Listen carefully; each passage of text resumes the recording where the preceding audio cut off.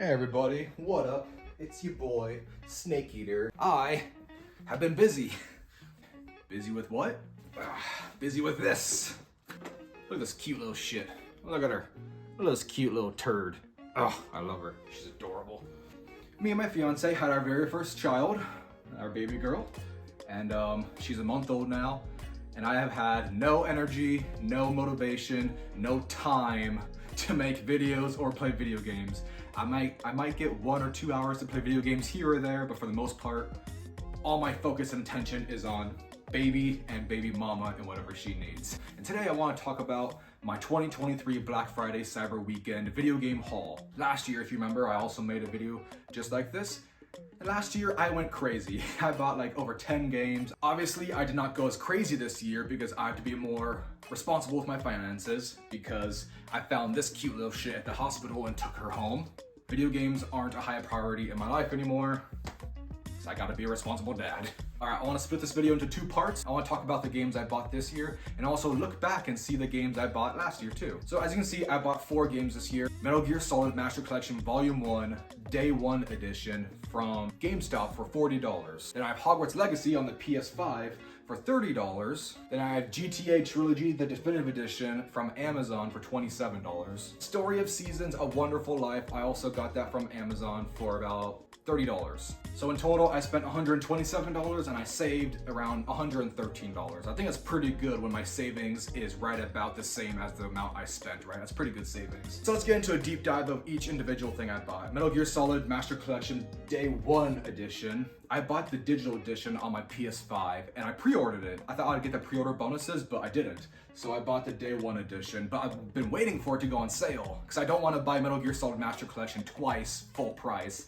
And I also wanted the Switch version because I made 2 videos talking about it and I made such a big deal about putting Metal Gear on the Switch. I felt like I was obligated to buy it. One of the most iconic Nintendo and iconic Switch games is Smash Bros. Snake is in Smash Bros, but Snake isn't on any Switch game. Put Snake on the Switch, Nintendo. Please, put him on the Switch game. Put Snake on the Switch. And you know what? It's awesome. It runs great on the Switch. I've been playing my favorite video game of all time, handheld mode, on my Switch OLED, Snake Eater, and it runs great. It runs smooth, it runs amazing.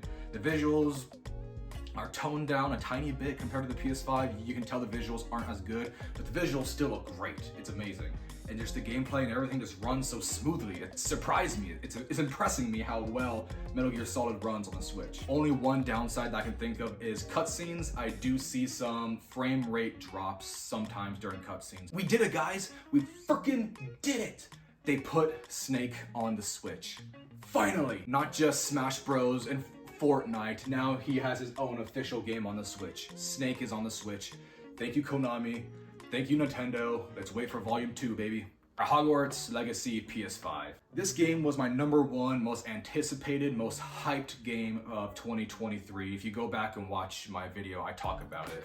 At the beginning of the year, I just was not in the mood to spend $70 on a Hogwarts game. I had a very weird and stressful year, and this just wasn't a high priority at the time, and I was still playing Elden Ring too.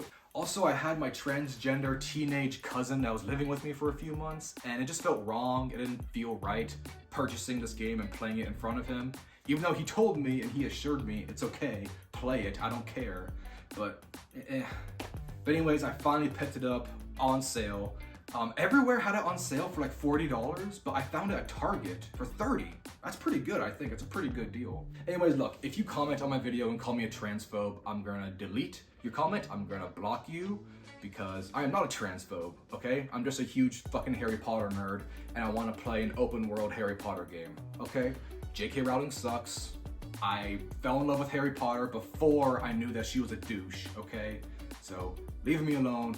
Let's not talk about that. So far, I got through the tutorial. It's a long tutorial. I'm a couple hours into the game. I'm kind of disappointed so far. I don't know, the visuals look muddy and not great. I thought this would be one of the most visually impressive PS5 games or next-gen games, right? But it's really not. I don't know what it is, but it looks like PS4 graphics. I went through all the different graphical settings and nothing really changed. It all just looked the same. I don't know. The visual setting I chose is the ultra high frame rate. Take advantage of my 120 frame per second TV. Anyways, I've only played a couple hours. I'll hop in and play more, but so far I'm not very impressed. But one little cool small detail that I did like, being a Harry Potter nerd, those flying skeleton dead horses or whatever that are invisible, you can't see them unless you've experienced death, right? There's a guy who gets eaten by a dragon right in front of you. So obviously you experience death for the very first time, and then you can see the horses. The horses pop up. That was pretty cool. I'm like, oh, it's a good detail for Harry Potter nerds. I like that. Anyways, let's move on. Grand Theft Auto Trilogy, the Definitive Edition. All right, look, I did not buy this on release because for obvious reasons, I heard a lot of bad things about it. So I waited and hoped that they would update it and make it better. I finally bought it, only $27. 3 games for $27. It's a pretty good deal, I think. And with the hype and news about GTA 6, I wanted to play these games for the very first time. Yes, I did not grow up with Grand Theft Auto. My very first Grand Theft Auto game was Grand Theft Auto 5 on my PS3. And when my mom bought it for me, I was like, Grand Theft Auto. But then I played it, and it's one of my favorite games of all time. So I've never played these games. I've heard they're classics. I really wish they gave you the option to switch back and forth between graphical modes. Like Halo, the Master Chief Collection, right? You can push a button to swap between the remaster graphics and the old visual graphics from the old Xbox. You can switch back and forth. I wish you can do that because these graphics are kind of bad.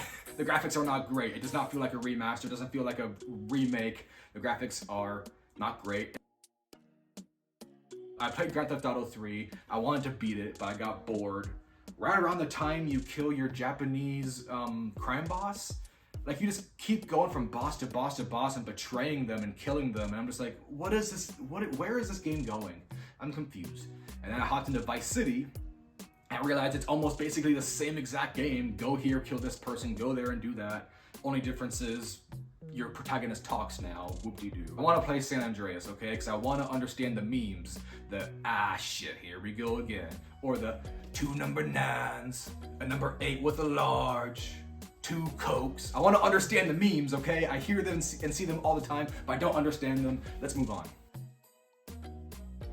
And then lastly, you might be a little surprised to see a 27-year-old man playing Story of Seasons, A Wonderful Life, a farming life sim. This is a game I grew up with as a kid on my GameCube. This was one of my favorite games growing up.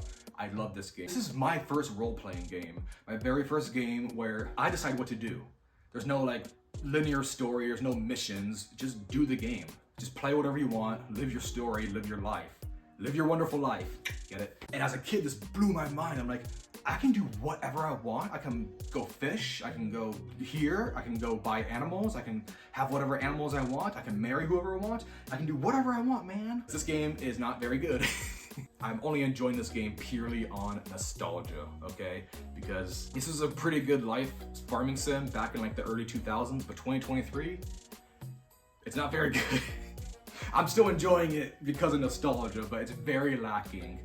But this is a very faithful remaster. They took the old game, they put it into a brand new visuals, which I like. They added some life improvements, some quality of life improvements. They added some things to help be it more fun or modern, but for the most part, this is still a very early 2000s farming sim. And it would probably be good for a kid, but for like a grown-ass man or grown-ass woman who does not have nostalgia for this game, I cannot recommend it. But I'm really enjoying it, so whatever. Screw you guys, I'm going home. Screw you guys, I'm going home. Overall, I'm kind of mixed with my 2023 purchases. Metal Gear Solid, great, loving it. GTA, meh, it's okay so far. Hogwarts Legacy, okay. Harvest Moon, good, nostalgia, I like it. Now we will review my 2022 Black Friday purchases. First we have Harvest Stella on the Switch. I learned one very big thing playing this game. I don't like JRPGs. I don't know what it is. This seemed like a cool ass game, a JRPG fantasy farming game, but it's kind of boring. I don't know, and lame. I don't know, man. The combat is weird, the farming is weird, the characters and story are actually kind of okay, but it's just, I don't know, maybe I'm too white and uncultured to like JRPGs. I like anime and manga, but I don't know, it was okay. I do regret spending $50 on it. Now you can get it for like $20 $20 or $30, but whatever. Monopoly on the Switch. This is for my fiance and she enjoyed it, so that's a win for me. Cult of the Lamb is a cool ass game, but I found it very stressful. There is a lot to manage and it's very overwhelming. The combat is really fun and fast paced, and the game overall is spooky, goth, and creepy, but with cute little critters. It's such a cool vibe. I like it. The art style is great. I do suck at roguelike games. I'm not very good at them. This is a good but stressful game. I didn't finish it. Curse to Golf, once again, another roguelike. I am not very good at it, and this is a very hard roguelike. Very challenging and fun though. I didn't even get out of the first world. That's how hard it is, or that's just how much I suck, I don't know. Mario Party Superstars, another game I bought from me and my fiance to play together. It's pretty fun playing through all the favorites and highlights of older Mario Party games, but I wish there were more worlds and more maps to play on. Sekiro on the PlayStation.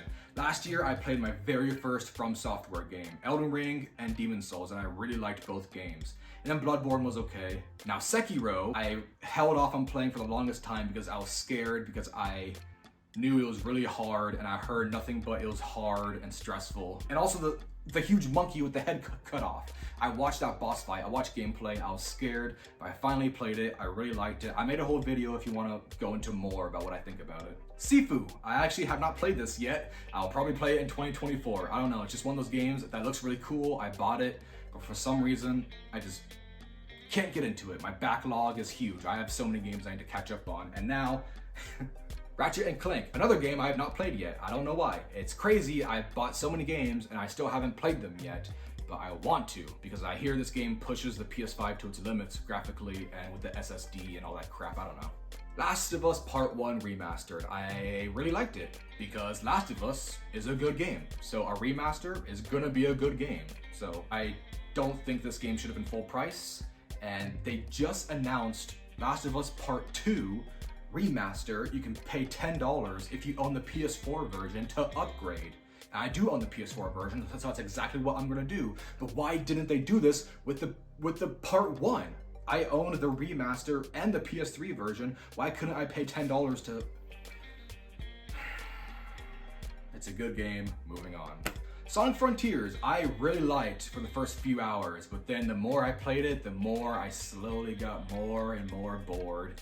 And it's just kind of repeating the same things. The world is dead and empty. There's nothing you really do except run around, which is fun at first, but then it slowly gets boring. And then I got to my very first boss fight and Sonic goes Super Saiyan mode and there's like hard rock music and it's fucking awesome. And then I kill the boss and I'm like, okay, what's next? They throw me into a desert world where it's basically the same exact thing as the previous world, just running around a dead open area, doing the same exact puzzles, doing the same exact things. I'm like, why? Anyways, it was fun at first, but Splinter Cell Blacklist, haven't played it yet either. So that's it, that's everything. So last year, like I said, I spent about $317 on 11 video games and saved $197 total. This year, I only bought 4 games and spent a total of $127 and saved $113. I hope you all had a successful and stress-free Black Friday. Have fun, game on, make responsible financial decisions. I know this video is late, but whatever, but better late than never, right? It'll probably only get like 20 views anyways. But hey, look, the 20 people who do watch it, baby, really cute baby.